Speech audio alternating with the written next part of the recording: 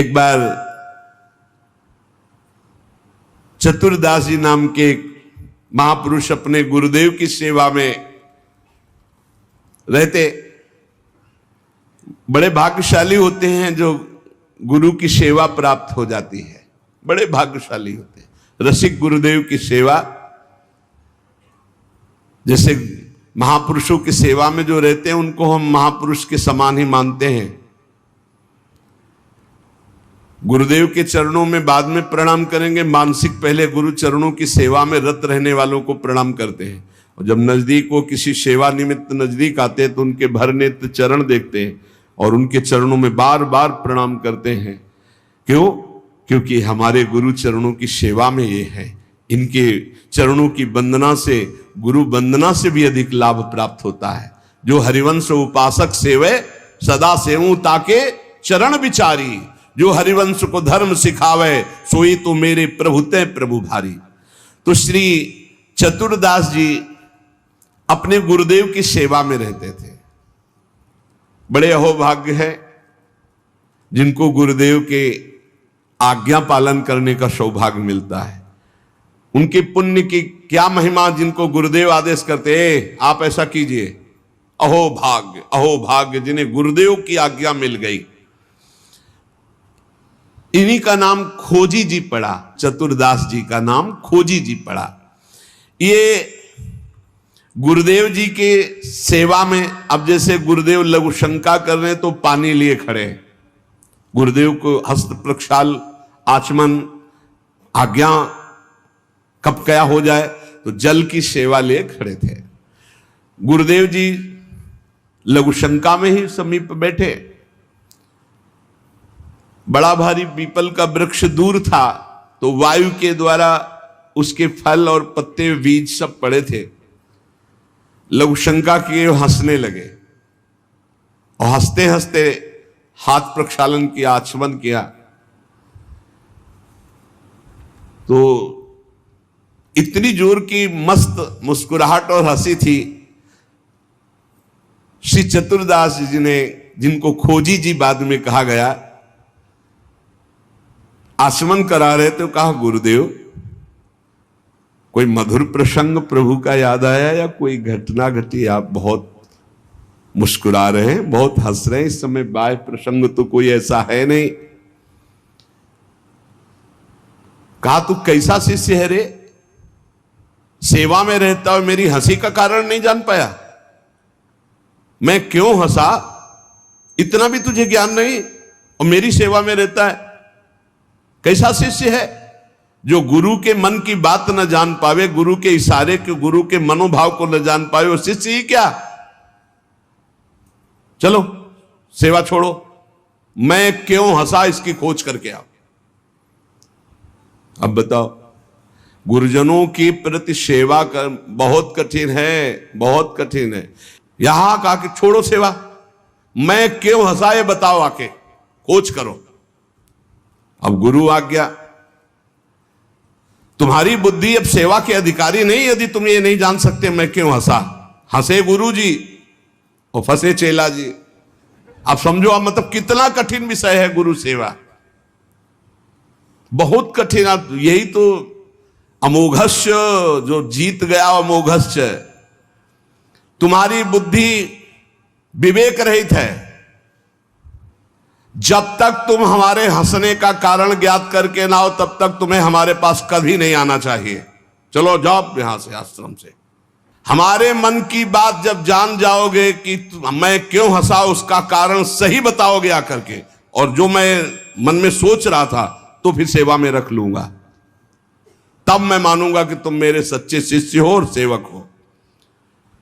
साष्टांग दंडवत किया, जो आज्ञा गुरुदेव।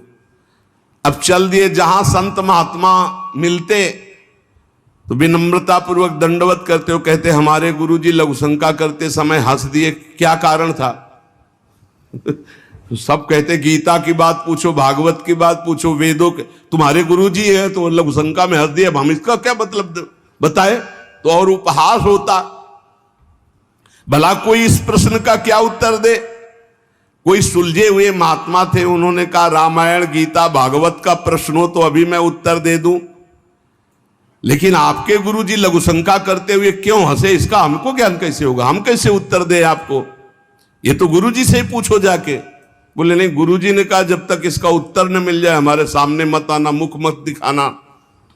अरे संत जन बहुत पहले, और हर उनकी आज्ञा में बहुत बड़ा रहस्य होता था।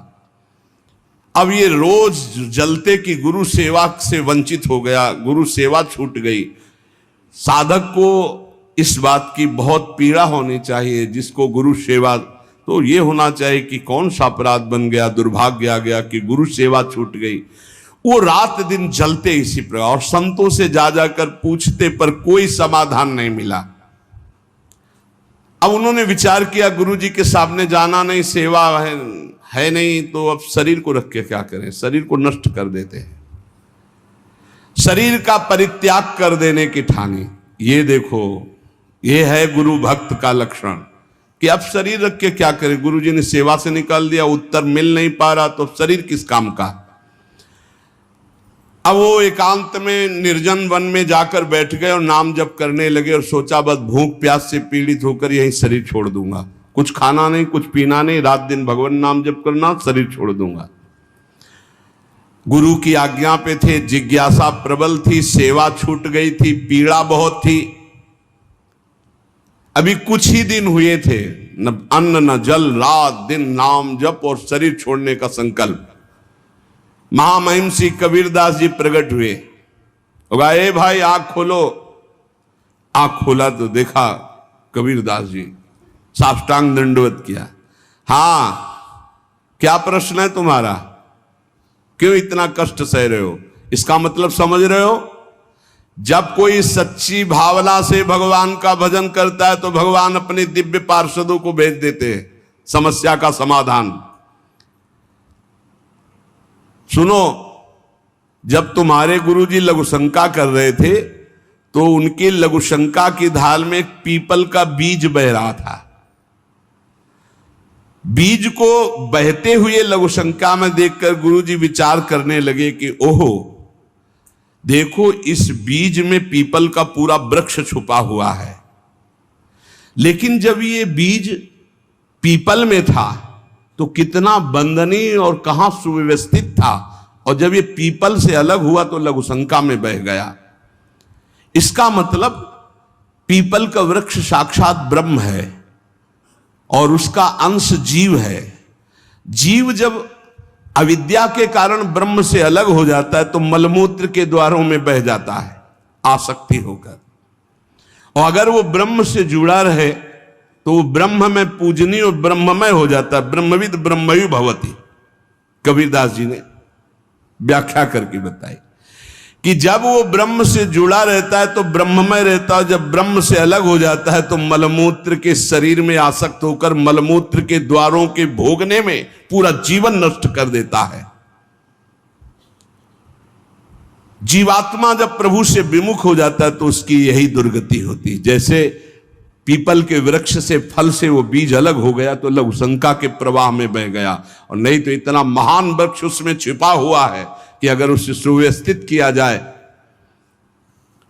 जीवात्मा जब भगवान से विमुख हो जाता है तो भव प्रवाह में मलमूत्र के द्वारों में बहने लगता है। कैसे, गर्भाशय में गया तो मलमूत्र के द्वार जहां है वहीं गया, और मूत्र के द्वार से ही तो गया।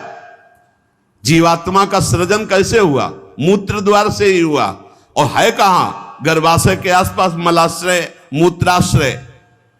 जीव जबते हरिते बिलगान्यो तबते देह गेह निज जान्यो, माया बस स्वरूप बिसरायो तेहि भ्रमते दारुण दुख पायो। जैसे बीज में वृक्ष तथा वृक्ष में बीज मूल रूप से विद्यमान है, उसी प्रकार से परमात्मा समस्त जगत में और जगत में परमात्मा विराजमान है। परमात्मा में सारा जगत और जगत में परमात्मा विराजमान है। पर जब जीव भगवान से विमुख हो जाता है तो ऐसे ही मलमूत्र के द्वारों में भटकता रहता है। अरे मेरे गुरुजी के हंसने का इतना गूढ़ रहस्य, खोजी जी का संशय मिट गया और गुरुदेव के पास आए, साष्टांग दंडवत किया। उनका उत्तर कहा, गुरुदेव महामहिम श्री कबीरदास जी ने ऐसा ऐसा ऐसा बताया। गुरुदेव पुनः मुस्कुराए और कहा, एक प्रश्न ने तुम्हें सिद्ध बना दिया, क्योंकि सिद्ध महापुरुष का दर्शन सिद्ध ही बना देता है। अब आज से तुम हमारे समान सिद्ध हो गए हो। अब तुम आज से हमारे मन की सारी बातें जान लोगे। शिष्य के मन की बात जान लेना तो हर सिद्ध पुरुष का, लेकिन अपने गुरु के मन की बात जान लेना एक बहुत बड़ी बात होती है। कुछ समय बाद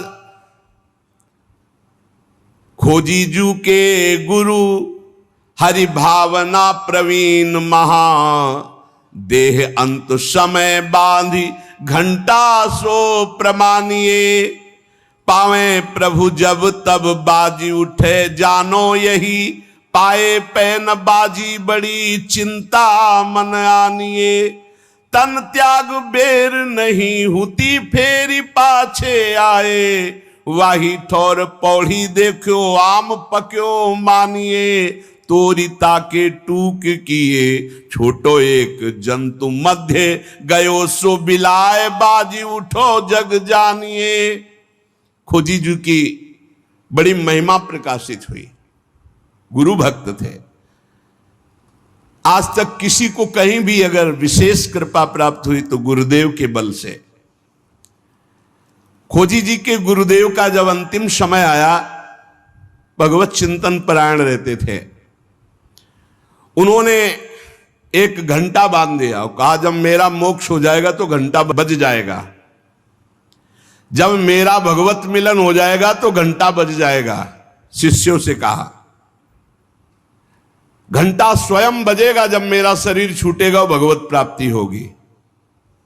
परंतु आश्चर्य हुआ, गुरुजी का शरीर तो छूट गया पर घंटा नहीं बजा। सब जितने और शिष्य थे बहुत चिंता में हो गए कि क्या गुरुजी की गति नहीं हुई। गुरुजी कह रहे थे, जब मेरा गति हो जाएगी, भगवत प्राप्ति हो जाएगी, शरीर छूटते ही तो घंटा बज जाएगा, लेकिन घंटा तो बजा नहीं। और गुरुजी के वचन परम सत्य, इसका मतलब गुरुजी को भगवत प्राप्ति नहीं हुई।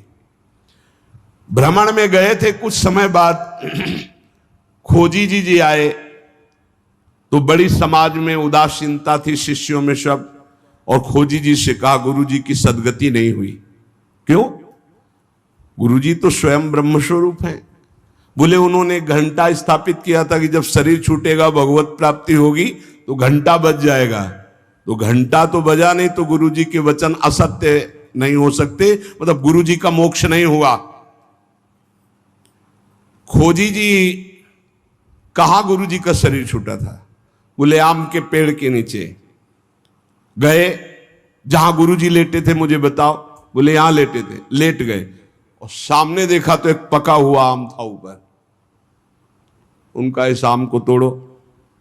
आम को तोड़ा और जे भी उस आम को चीरा तो एक कीड़ा निकला और बस वो कीड़ा अंतर ध्यान हुआ, सोई घंटा बज गया। कीड़ा अदृश्य हो गया और घंटा स्वयं बज गया। बहुत विचित्र बात है। भला इतने सिद्ध महापुरुष, क्या इनकी गति में अंतर आम ने डाल दिया? बोले, हां। दो इसके भाव प्रकट किए। शिष्य की तो योग्यताई नीके मन आई अजू, गुरु की प्रबले पैने को घटी क्यों भई, सुनो या की बात मन बातवत गति कही, सही ले दिखाई और कथा तिरसिमयी। बोले, इसके दो भेद हो गए। पहला, जिसके शिष्य इतने सिद्ध हैं उनकी गुरु की भला गति बिगड़ जाएगी, पर दिखाया। दो भाव इसमें प्रकट किए गए हैं। पहला दिखाया गया, चंचला ही मना कृष्णा प्रमाथि बलवद दृढ़म, तस्याहम निग्रहम मन्ने वायुरिव सुदुष्करम। ये मन बड़ा चंचल है, प्रमथन स्वभाव वाला है, बड़ा बलवान है, इसको वश में करना मानो तूफान को रोकने के समान है। मन को बहुत संभालना कठिन है। कह रहे सुमेर पर्वत को कोई उखाड़ सकता है, 4 लाख योजन का है, पर मन को बस में नहीं कर सकता, इतना बलवान मन है। कोई बिजली को हाथ से पकड़ सकता है, पर मन को नहीं पकड़ा जा सकता। बहुत विचित्र चंचलता है इस मन की, इसको हल्के में ना ले। इतने सिद्ध महापुरुष, और जब उनका अंतिम समय तो पका हुआ आम देखा, पके हुए आम में मन चला गया। कहीं भी फल फल सकता है। इतने सिद्ध महापुरुष आम में तो घंटा नहीं बजा। ये पहला जन साधारण के लिए। और असाधारण बात थी कि आम में तो मन गया, पर वैष्णव का मन स्वयं भोक्ता होता नहीं। वो तो कोई भी अच्छी चीज देखे तो भगवान में, तो तत्काल भगवान का ध्यान किया कि अब असमर्थ हूं, शरीर छूटने वाला है। ये आम बहुत बगीचे का हमारे सुंदर था, हम सोचते आपको भोग लगा देते। इसी सोच में प्राण निकल गए, तो भगवान ने अंतिम इच्छा पूर्ति करने के लिए कीट रूप धारण करके आम पाने आ गए। तो भगवान से मिलन हुआ नहीं। जब आम को छेदन किया और वो भगवान अंतर ध्यान हुए, तब जाके खोजी जी से मिले तो घंटा बज गया। इसका आंतरिक रहस्य बताया। तो यहां यह बताया गया कि मन बड़ा चंचल है। भगवत प्राप्ति करने वाले उपासक को कहीं भी अपने मन की वृत्ति ना अटक जाए, इसमें अंतिम तक सावधान रखना है। अंतिम तक कभी भी फंस सकती है। और दूसरी बात है, जिसका स्वभाव बन गया है हर वस्तु हर व्यक्ति में भगवान का दर्शन, भगवान को समर्पण, तो उसकी दुर्गति नहीं हो सकती। तीसरी बात, जो गुरुदेव के शरण में रहकर गुरुदेव की आज्ञा अनुसार चलते हैं, आपको सच्ची बतावें, गुरु अपने से भी ऊपर महिमाशाली उसे बना देता है। इस प्रसंग से समझिए कि अगर खोजी जी को गुरुदेव ने आज्ञा दी तो सिद्धों के परम सिद्ध बना दिया अपने शिष्य को। इसलिए चाहिए कि अपने गुरुदेव की आज्ञा में संपूर्ण जीवन समर्पित करते हुए प्रियालाल के नाम रूप लीला धाम में निरंतर चित्त को लगाए और इसी जन्म में भगवत प्राप्ति करे। शेष चर्चा आगे। श्री राधा वल्लभ लाल।